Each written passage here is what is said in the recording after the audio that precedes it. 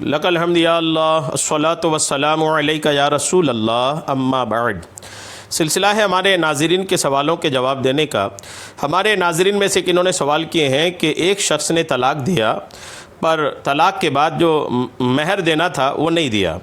اور اس دوران اس کی طلاق شدہ عورت کا انتقال ہو گیا، تو اب مہر کی رقم کا کیا کریں؟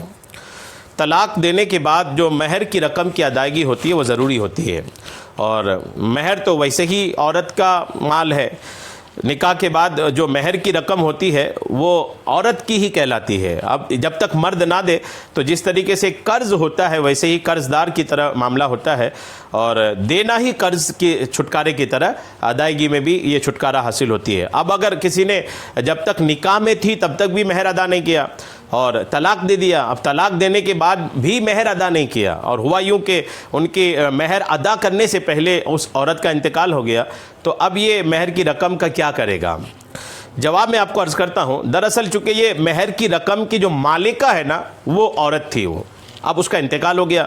تو جس طریقے سے کسی کا انتقال ہو جانے کے بعد اس کی چھوڑی ہوئی دولت اس کے وارثین میں تقسیم ہوتی ہے، شریعت نے جو سب کا حصہ مقرر کیا ہے، ویسے ہی اس عورت کے جو رشتہ دار ہیں، اس عورت کے جو رشتہ دار ہیں اس میں جو شریعت نے حصہ مقرر کیا ہے، وہ جو مہر کی رقم ہے وہ ان کے اس شوہر کے رشتہ داروں میں تقسیم کیا جائے گا۔ یہ یاد رکھنا چاہیے، چونکہ وہ شوہر کا ہی پیسہ ہے، اب شوہر نے اس کو دیا نہیں، اب وہ چونکہ مالکانہ حق جو تھا وہ اس عورت کا تھا، اور اس کو اس نے دیا نہیں اپنی حیات میں، تو اب یہ ہے کہ اس عورت کے انتقال کے بعد شوہر پر ضروری ہے کہ وہ اس عورت کے رشتہ داروں میں سے جن کا جو حصہ بنتا ہے وہ اس میں تقسیم کر دیں، یا کسی اس عورت کے کوئی سرپرست کو لے جا کر کے دے دیں، اور وہ سرپرست پھر جو علماء سے رابطہ کر کے اس عورت کے جو رشتہ دار حیات سے ہیں اس میں جس کا جتنا حصہ بنتا ہو اس حساب سے سب کے درمیان اس کو تقسیم کر دیں۔ بہرحال یہ دینا پڑے گا، اب بھی دینا پڑے گا۔ اب وہ یہ نہیں کہہ سکتا شوہر کہ